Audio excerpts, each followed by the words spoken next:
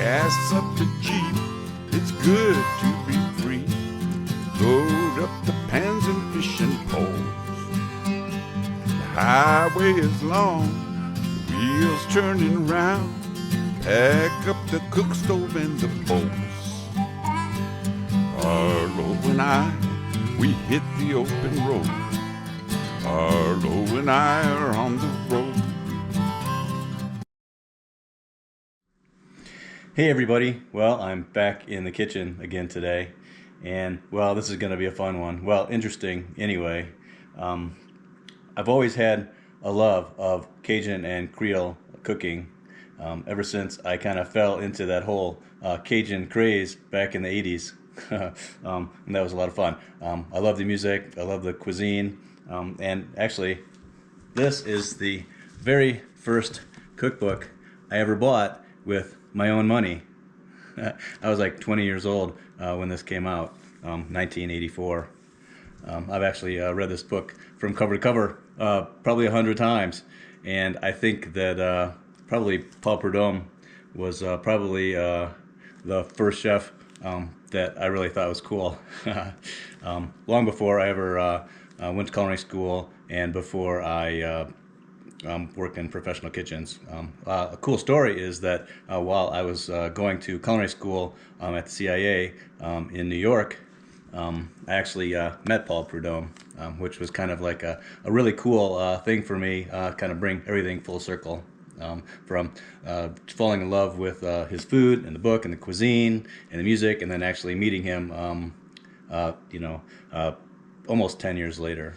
Now, one of the things that I always thought was pretty neat is the pictures in here, and they have that very sort of 80s kind of color to them. This is crawfish etouffee here, and then a similar, well, there's lots of pictures here, but the color of these 80s kind of dishes and stuff here, I always thought was really cool. See, here's some more really old school, but really neat.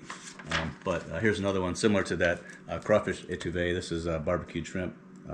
But I've always thought that the colors of these old pictures and these old recipes really kind of almost, even though this is a savory shrimp dish, it almost looks like a dessert. And I got to thinking, wouldn't it be fun to do an etouffee, which in Cajun and Creole cuisine means smothered. I thought it would be a fun idea to make a dessert that kind of resembles this right here, or even the crawfish etouffee picture here.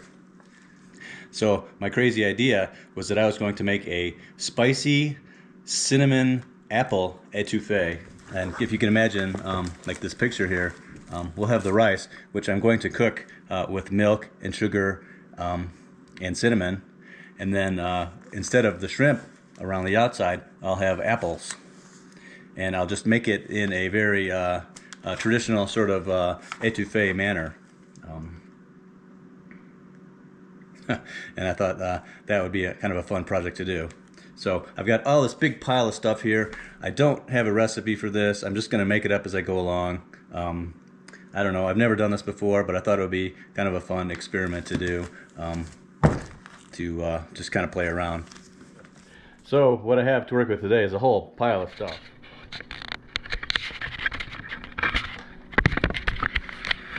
Actually, before I get started on showing you what I have to work with here, an etouffee, like I mentioned earlier, is a dish that really means smothered, which means that the ingredients are cooked together and smothered for a long time, or at least long enough to get all those great flavors out of it. Now, typically you would make a shrimp or a crawfish etouffee. Those are the ones you usually hear about, but you could really make it with anything. You can make it with chicken, you could make it with I don't know, wild game. I've seen frog leg etouffee. You could really make it with anything. So I'm thinking, well, if you can make it with anything, why can't you make it with apples? So this is going to be different. Really what you do is you start with a roux, And so that a roux is basically flour and butter in equal parts, which you cook, or flour and oil, which you cook, and you let it get a nice color to it. There's many different shades of roux, from blonde all the way to super dark. We really want to cook our roux to be sort of a peanut butter kind of a color, and that's really what we're going to be shooting for. And then at that point you would add your vegetables, which would be your Cajun mirepoix, which would be onion, celery, and bell pepper. In our case, we're going to add apples into our mirepoix, and then you would add a liquid, which would typically be some sort of a stock. I'm going to be using apple juice for our stock. And then I think I'm going to add more apples cut in a different shape, more like in slices, like you saw in the picture, so it kind of looks like the shrimp going around. And then we're also going to add some cinnamon, some nutmeg, maybe some cayenne pepper to kick it up, make it a little spicy. And I have some walnuts and all kinds of stuff over here. And then typically at the end you would serve that around rice. And then sprinkle the top with some chopped parsley, but instead of parsley, I'm going to be using some mint here. So anyway, basically that's what we're going to try to do. I'm going to attack all these ingredients here and see what we got. Big pile of stuff. So to make my roux, I have my flour and my butter. For my mirepoix, well, really, it's going to be my main ingredient in my mirepoix. I have red and green apples.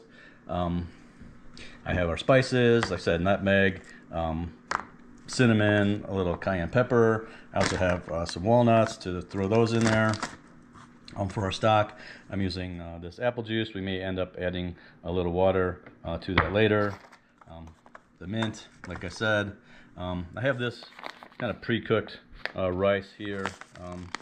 The only reason I have this rice is because I was actually going to cook this dish out in the woods, and I didn't want to mess with cooking rice, so I was going to use this, but since I have it, I'm going to use it. But normally, if I were to make this, I would probably cook the rice myself, but I'm going to take the rice, and then I'm going to cook it up with some milk and some sugar. So I have some sugar here, well,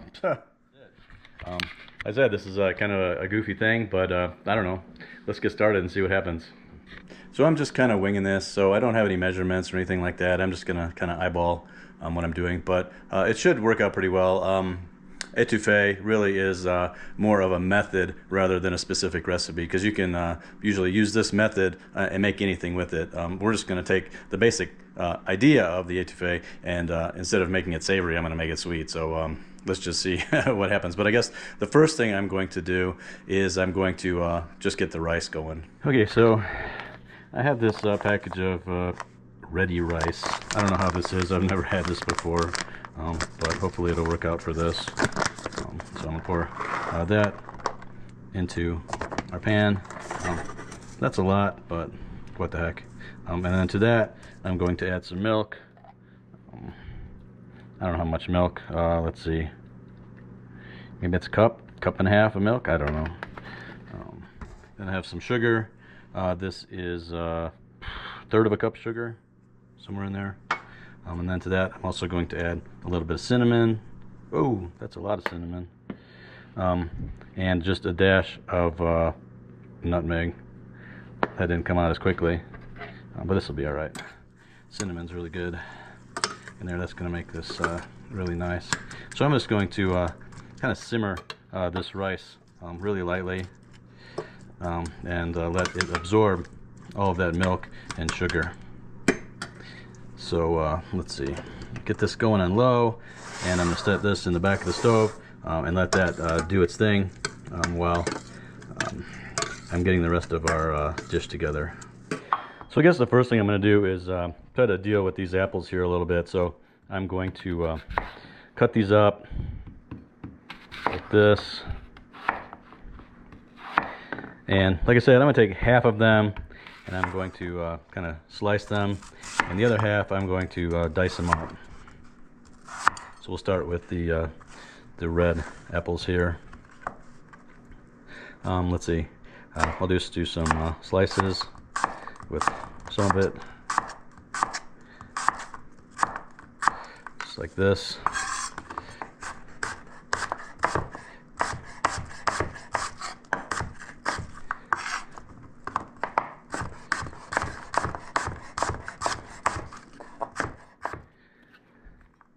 And I'll put those in the bowl here. And the rest of these, this red apple here, I'm going to dice up into a small dice here.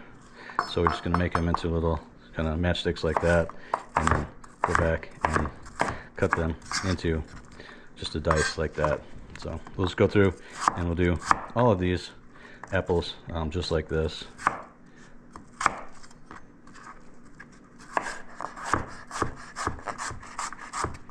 Just like that.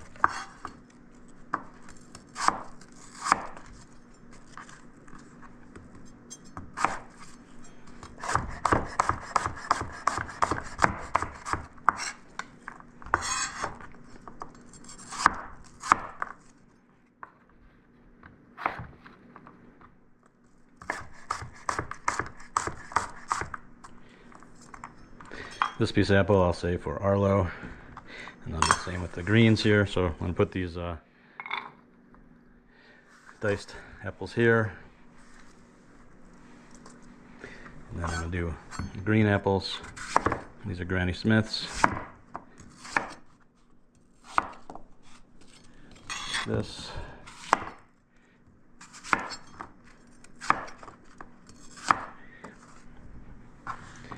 And then these sides of the apple I'll slice up. There. This one I'll save for Arlo as well. And we'll put these in with our red apples. And then I'll go about slicing these green into a dice.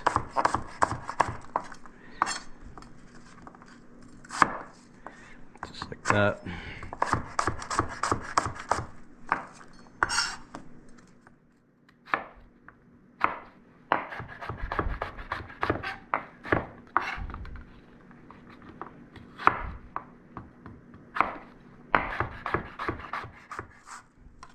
Okay, I'll put those in with our other diced apples there. So in essence, really, for our etouffee, this is our mirepoix, and this is our main ingredient, although it's all apples. So I want this to be, this, like I said, this is an apple dessert. So, and then I'm going to take a little lemon, and I'm going to squeeze some lemon on top of these, so they don't turn brown here while we're in the process of doing everything else. Plus the lemon's going to add a nice flavor to it, our dessert. Try not to get any seeds in there, but I'll pick them out if I do, just like that. Alright, so I'm going to start by making my roux here. The only real proportions that I'm actually sticking to for this recipe is for the roux. So you need half butter and half flour to make a roux. So this is 8 tablespoons of butter. I'm going to put that in there, which means that I'm going to be using half a cup of flour. So we'll start getting our butter melted, and then we'll add our flour. So normally for a roux, I would have this pan on blazing hot, because I'd want the butter or the oil, well, especially oil, to be really, really hot when I add the flour to it. But considering that this is dessert and I'm going to be using just pure butter with this, I'm going to start at a little bit lower temperature, and then I'm going to raise it up while we're starting to color our roux. Now, roux is the foundation for this dish, the etouffee, but it's also the foundation of many other Cajun or Creole dishes like gumbo. All right, our butter is now melted. I'm going to add our flour, this, and then we're going to start stirring roux. Now, when you're making a roux, you always want to make sure that you're continuously stirring this. You don't want to walk away from this. So we're just going to, I think this is plenty hot, I think, here. I might actually turn this down just a tad. I don't want to, I do want to brown a roux, but I don't want to burn it. So we're going to continuously stir this roux until we get the color that we're looking for. In this case, we're looking for a nice nutty brown color, which may be like peanut butter color, or maybe just a little bit darker. So this is the point where it's really going to start going a lot quicker. So we need to continually stir it. It's going to go from a nice light roux to the darker roux, or that peanut buttery color, which is what we're looking for. Then it's going to go to a red roux, and then a really dark roux. Depending on what type of recipe you're doing, you cook it for as long as you need. Now I probably need to mention this hot roux, this hot butter and flour mixture is super hot and super dangerous.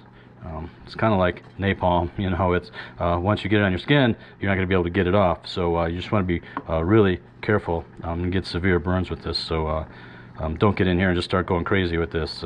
Just take your time, and you'll be okay. So this roux now at this point is looking really perfect. You can see it's smoking, and it's really hot, and it's really starting to darken very quickly, but it's sort of around that rich peanut buttery color. And at this point we're going to add our diced apples. I'm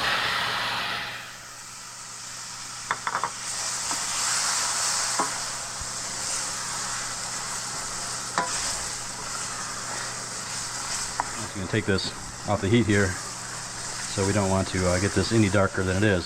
So what we're doing here is we're actually cooking our apples, and we're kind of caramelizing them and giving them more flavor, just like you would if you were to put in your regular mirepoix, your celery, your onions, and your bell pepper. You do the same thing. You drop it into your roux at the same time, and that would in essence cook your mirepoix. Also, what's happening here is we're all the vegetables, or the apples in this case, are cooling down our roux. I think here I'm going to start adding my seasonings. Here you would normally add your Cajun seasonings, but today I'm going to add just a little bit of salt to balance out that sweetness. A touch more cinnamon. I'm going to be careful this time because that comes out quick. A little cinnamon. In this case, I'm going to add cayenne pepper. Now, this is kind of inspired by the Creole style of cooking, so I'm going to add some cayenne pepper to this because we want to make this a good amount, because we want to make this spicy as well as sweet. Get that all mixed around in there. I'm going to add maybe a few of our walnuts in here.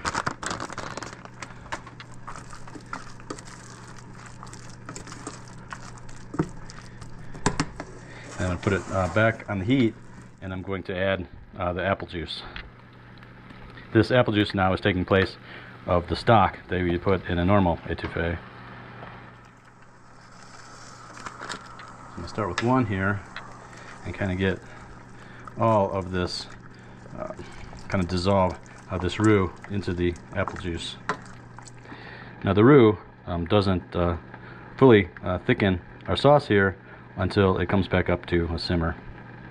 I can hear our rice back here simmering away, so I'm going to give it a little stir there, and it's absorbing the milk. It smells really good, just that smell of cinnamon. You can see this is thickening up really nicely, so I'm going to add the second apple juice here, because we want it to have a thickness to it, but we don't want it to be gloppy.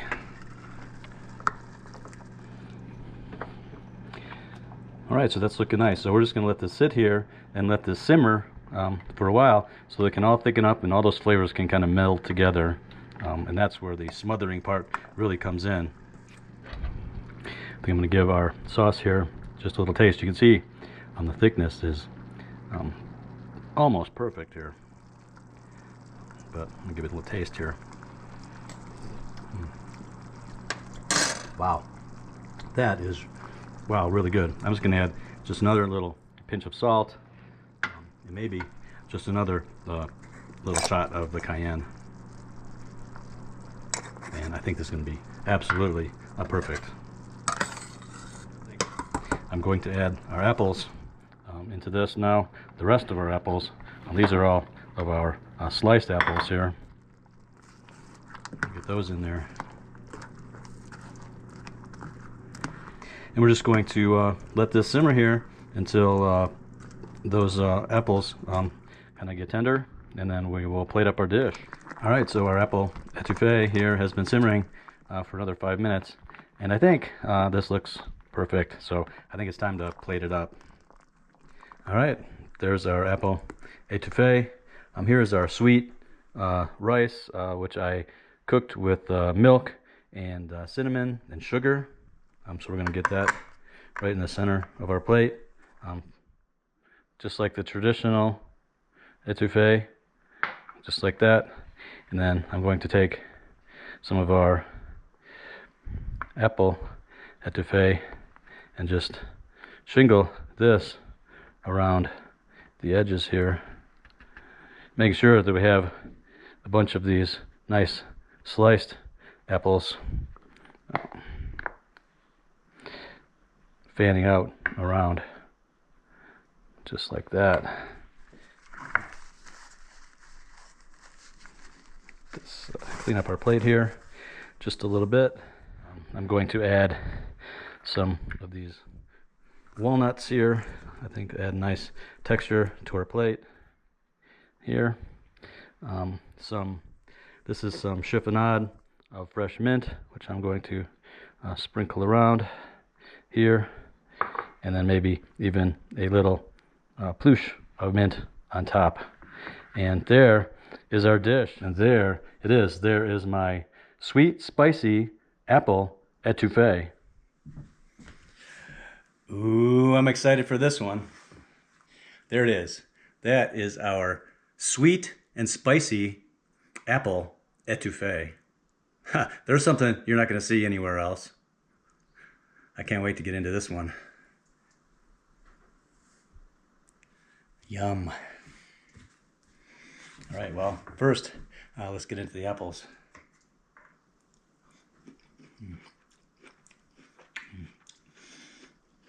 Sweet and rich and appley. These walnuts.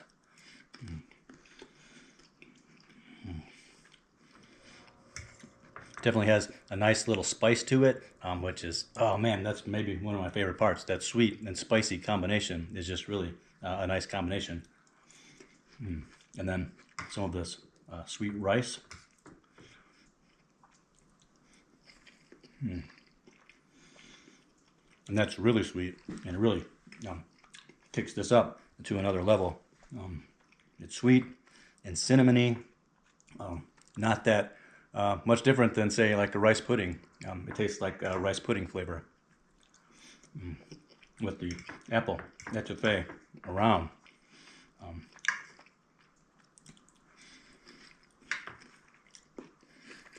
It has a very tart sort of apple pie kind of a taste feeling to it, but the roux is really what makes this completely different than any other of apple kind of dessert that I've ever had. Sort of flour and butter kind of gives you those flavors of, say, like a pie crust in a tart. But it has that nice roasty, nutty, caramelized flavor that tastes really good and makes this taste really different. But different in a good way. This is perfect, actually. There's absolutely nothing that I would do differently if I were to do this again. This is absolutely a delicious dessert. And great on this kind of hot and steamy June day. I knew that was going to be good, but it turned out even way better than I was expecting. I hope that Paul Prudhomme approves of this recipe. I don't know what he would think of something like this, but I would kind of tend to believe that he would think it was a pretty cool idea.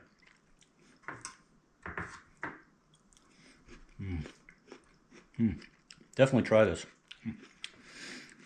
And if you like this video, please like, please subscribe. That always helps us Yes, a lot. And we will see you in the next one. It's fun to Bye-bye. be free. Load up the pans and fishing poles. Arlo and I, we hit the open road. Arlo and I on the road.